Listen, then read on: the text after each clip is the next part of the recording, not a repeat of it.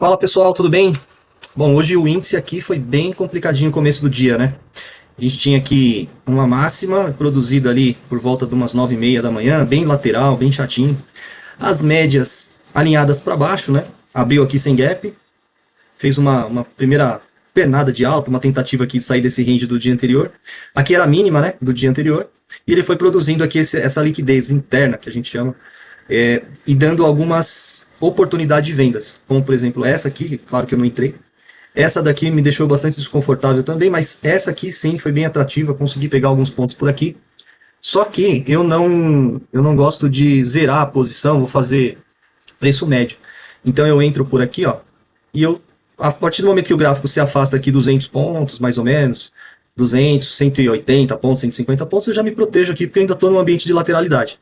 Ele produziu essa máxima aqui do dia, né? E aqui eu já tinha a mínima do dia anterior, então é um cenário bastante complexo. Por quê? Este movimento, ele poderia, com certeza, desenvolver aqui, já que as médias estavam alinhadas, havia esse alinhamento de queda, ele poderia desenvolver para vir até essa outra região aqui de suporte, 129.700 mais ou menos. Isso não aconteceu. Então, já aqui na mínima do dia anterior, criou uma liquidez, né? E aqui ele deu umas duas oportunidades de compra, como é o caso desses boxes aqui, que eu uso o Renko de 12R.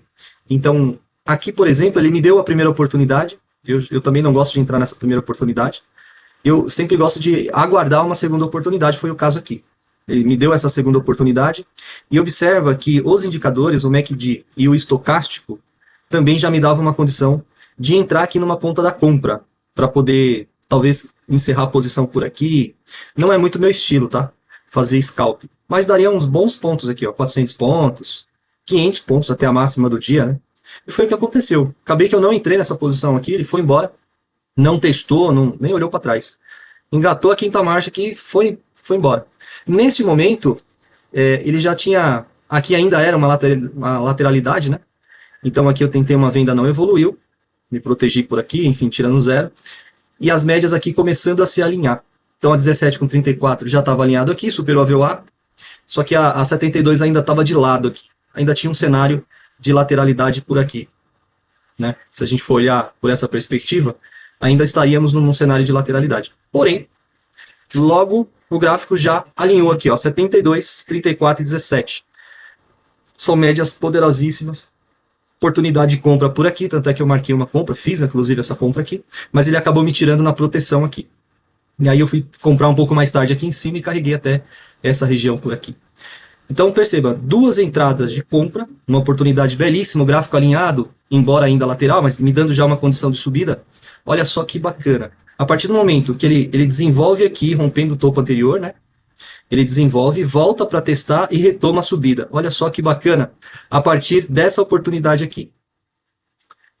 Aqui, ó, 700 pontos, e se eu fosse considerar a máxima do dia anterior, daria em volta de 800 pontos mais ou menos. Desenvolveu até um pouco mais ali, 1.100 pontos. Então, no geral, eu sempre defendo essa tese. Gosto de operar o Renko por conta dessa clareza, é mais objetivo, mesmo em ambiente de lateralidade. Eu consigo perceber topos mais baixos, fundos duplo, fundo mais alto, né? No candlestick isso é um pouco mais complexo, essa visão. Mas quando eu tenho uma oportunidade, e sempre o meu objetivo no índice é produzir aqui pelo menos 500 pontos, e aqui trouxe essa oportunidade. Então, ele sempre traz essa oportunidade de 500 pontos todo santo dia. Então, hoje foi mais um dia que o índice produziu muito mais que os 500 pontos, né? Claro que a pessoa não precisa ficar restrito a essa numeração de pontos, mas é um número que sempre é possível capturar. E aí vai do pessoal, por exemplo, quem está operando aqui com 5 contratos, daria R$800, 800 pontos, né? Então, são R$800 aqui, ó. Em quanto tempo de operação? Vamos observar. 36 minutos, certo?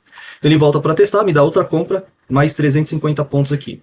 Outra compra, claro que quanto mais vai passando o tempo aqui, isso vai ficando mais perigoso, porque ele pode reverter, como foi o caso aqui mais para frente, olha. Desceu quase aqui de topo a fundo, 1.000 pontos aqui, 1.077 pontos, né? Ancorou aqui na VWAP e agora lateralizou no final do dia.